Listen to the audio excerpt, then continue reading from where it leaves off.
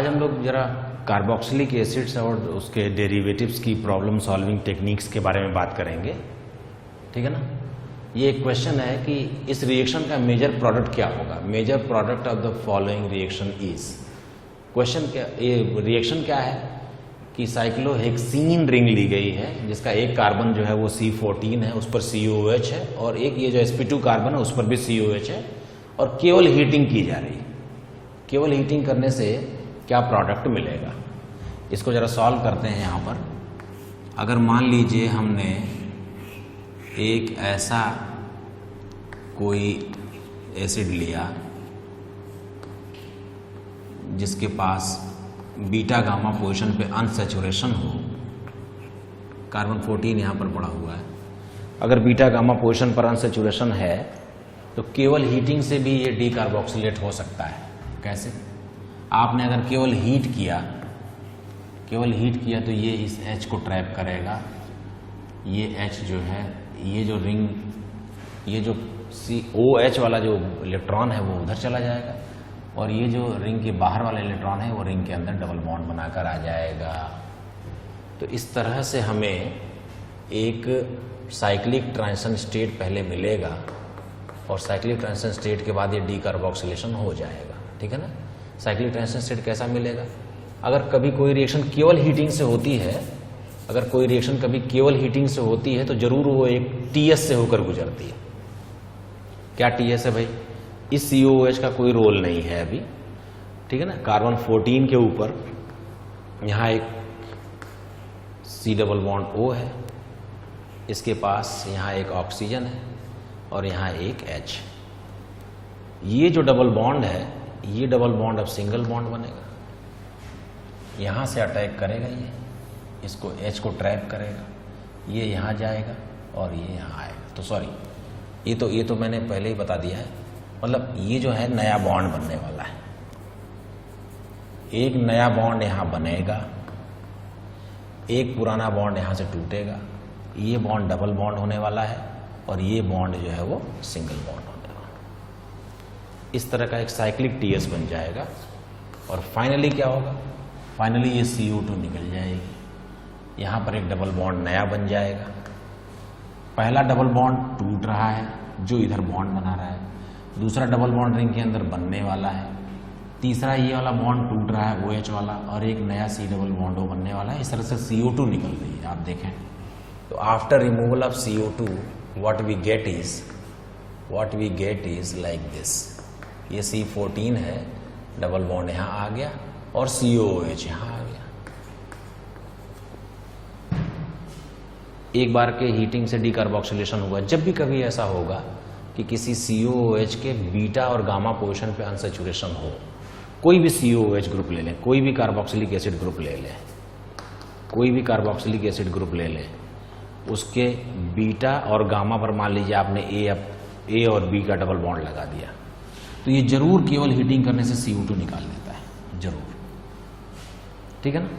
A double bond B की जगह आप क्या रख सकते हैं? A डबल बॉन्ड B की जगह आप रख सकते हैं C डबल बॉन्ड O या CHO, या फिर आप रख सकते हैं N डबल बॉन्ड O, या फिर आप NO2 रख सकते हैं, ठीक है ना। या फिर आप साइनाइड रख सकते हैं C ट्रिपल बॉन्ड N, या फिर C डबल बॉन्ड C रख सकते हैं, C ट्रिपल बॉन्ड C रख सकते हैं। कोई भी अनसैचुरेशन होना चाहिए। अगर अनसैचुरेशन बीटा और गामा पोजीशन के बीच में है, बीटा और गामा पोजीशन के बीच में अनसैचुरेशन है, तो केवल हीटिंग से साइक्लिक TS के थ्रू डीकार्बोक्सिलेशन हो जाता है। लेकिन अब आप देखें कि अब फिर से ये बीटा और गामा पोजीशन के बीच में अनसैचुरेशन है COOH के रिस्पेक्ट में, तो फिर से अगर आप हीटिंग करें तो फिर से एक साइक्लिक TS बनेगी, जो ऐसी ही होगी, साइक्लिक TS बनेगी, और फिर ये वाली CO2 भी निकल जाएगी। So finally what we get is कि ये डबल बॉन्ड इधर शिफ्ट हो गया, और ये 14, कार्बन नंबर 14, ठीक है ना। तो हमारा जो आंसर हुआ इस क्वेश्चन का, वो आंसर होगा A। Option A is the correct answer. 2 बार लगातार डीकार्बोक्सिलेशन होगा। एक बार जब double bond alpha beta unsaturation का रोल प्ले कर रहा है तब ये COH निकल गया, और उस चक्कर में डबल बॉन्ड इधर शिफ्ट हो गया। दूसरी बार फिर जो नया डबल बॉन्ड बना है वो इस COH के लिए फिर से अल्फा बीटा गामा अनसैचुरेशन का रोल प्ले कर रहा है और फिर से ये CO2 निकल जाएगी और ये H यहाँ रह जाएगा. Finally we will get this kind of cyclohexene having double bond on other carbon other than C14. ठीक है, तो इसको नोट करें. सेकंड क्वेश्चन है कि एक रिएक्शन है, उसका मेजर प्रोडक्ट बताना है. 4 ऑप्शन में से कोई एक होगा. Find out major product of the following reaction.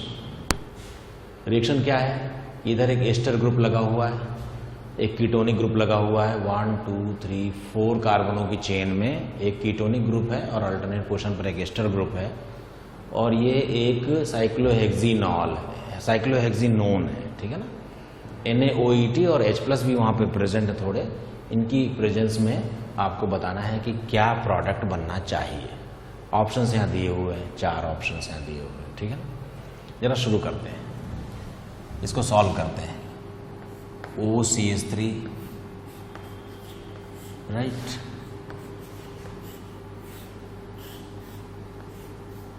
ये है हमारा स्टार्टिंग कंपाउंड. ठीक है. अगर आपने NaOMe लिया है, NaOMe लिया है, तो ये हमारे पास एक एक्टिव मिथाइलिन ग्रुप है. तो यहाँ से एक H निकल जाएगा और जो H+ है अगर वो एल्कीन पर आता है तो यहाँ आ जाएगा. तो सिचुएशन ये होगी बच्चों कि यहाँ पर हमारे पास एक कार्बेनायन बन जाएगा जिसके साथ एक एस्टर ग्रुप लगा हुआ है. ठीक है ना. इसके साथ एक एस्टर ग्रुप लगा हुआ है और साथ में एक कीटोन ग्रुप है और एक कार्बन की रिंग है. और यहाँ पर देखें आप, यहाँ प्लस चार्ज बन जाएगा H आने के बाद. तब ये कार्बेनायन यहाँ अटैक कर लेगा. जब ये कार्बेनायन यहाँ अटैक करेगा तो क्या सिचुएशन आएगी देखें. सिचुएशन ये आएगी इसके बाद 1 2 3 कार्बनों की एक रिंग बाहर से आ जाएगी, मतलब 5 मेंबर रिंग बाहर आ जाएगी. और इसके 1 2 पर डबल बॉन्ड O है. 1 2 पर डबल बॉन्ड O है, तो 1 2 सॉरी, मतलब बाहर से सेकंड कार्बन पर डबल बॉन्ड O है. और उसके बाद वाले कार्बन पे जो कार्बन यहाँ रिंग पर अटैक करके आया था उसी कार्बन पर एक एस्टर ग्रुप है. तो इस तरह से हमने देखा कि इस तरह का एक प्रोडक्ट बनता है जो ऑप्शन ए में है. ठीक है.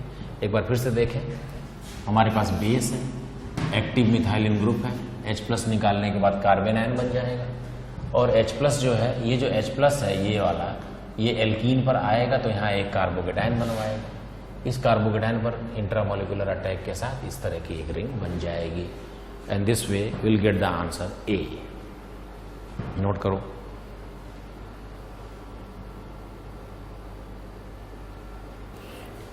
एक क्वेश्चन है कि इस रिएक्शन का मेजर प्रोडक्ट बताएं. Major product of the following reaction is. Reaction क्या है? बेंजोइल क्लोराइड लिया है हमने PHCOCl और एक ऐसा एमाइनो ईथर लिया है जिसमें इधर की ओर साइक्लिक ईथर है और इधर की ओर साइक्लिक अमाइन. ऑप्शंस को भी देखकर यही लग रहा है कि इनमें से कोई एक अटैक करेगा एज अ न्यूक्लियोफाइल. तो न्यूक्लियोफाइल की तरह अटैक करने की इस क्वेश्चन की यही ट्रिक है कि आप ये तय कर लें कि इस कार्बोनाइल कार्बन पे कौन अटैक करेगा, O या N. दोनों के पास लोन पेयर है. तो क्योंकि N जो है वो ज़्यादा स्ट्रांग बेस है, स्ट्रांग न्यूक्लियोफाइल है, इसलिए N प्रीफरेबली कार्बोनाइल कार्बन पर अटैक करेगा. तो ये रिएक्शन कैसे होएगी आप जरा देखें इसको. COCl, ठीक है ना. और nitrogen will attack, right. Nitrogen will attack because nitrogen is better nucleophile than oxygen, right. Nitrogen अगर यहाँ अटैक करता है तो सबसे पहले तो ये O- बन जाएगा. इस रिएक्शन का नाम है, ये एक SN2TH रिएक्शन है. SN2TH रिएक्शन है, ठीक है ना. तो PHCO-Cl और यहाँ से ये नाइट्रोजन जो है NH+ ऐसे आ जाएगा, राइट. ऐसे. अब इसके बाद ये O- वापस C डबल बॉन्ड O बनाता है. C डबल बॉन्ड एक स्ट्रांग बॉन्ड है. C double bond O is a strong bond. तो जब भी कभी सी डबल बॉन्ड O टूटता है तो वो वापस बनने की कोशिश करता है, क्योंकि स्ट्रांग बॉन्ड की प्रेजेंस में मॉलिक्यूल की थर्मोडायनेमिक स्टेबिलिटी ज्यादा होती है। तो वैसे ये निकल जाएगा। ये एक फास्ट स्टेप में होगा। पहला स्टेप RDS था, ठीक है ना, दूसरा स्टेप फास्ट स्टेप है। और जैसे ही Cl माइनस निकलेगा तब इसके बाद ये बन जाएगा वापस से C डबल बॉन्ड O, और ये हो जाएगा NH प्लस, और इसमें से फिर H प्लस बाहर निकल जाएगा, तब ये बनेगा PHCON, और ये इस तरह का एक प्रोडक्ट, जो कि हमारा आंसर नंबर A है। So answer A is the correct answer for this given question. एक बार फिर से देखें, इस क्वेश्चन की ट्रिक क्या है। कार्बोनाइल कार्बन पर पार्शियल पॉजिटिव चार्ज है, हमारे पास दो अटैकिंग न्यूक्लियोफाइल्स हैं, ऑक्सीजन और नाइट्रोजन। इनमें कंपटीशन है कि कौन अटैक करेगा। Nitrogen being more strong nucleophile will attack preferably. Attack करने पर ये C single bond O minus बन जाएगा, ये RDS है, SN2TH रिएक्शन हो रही है।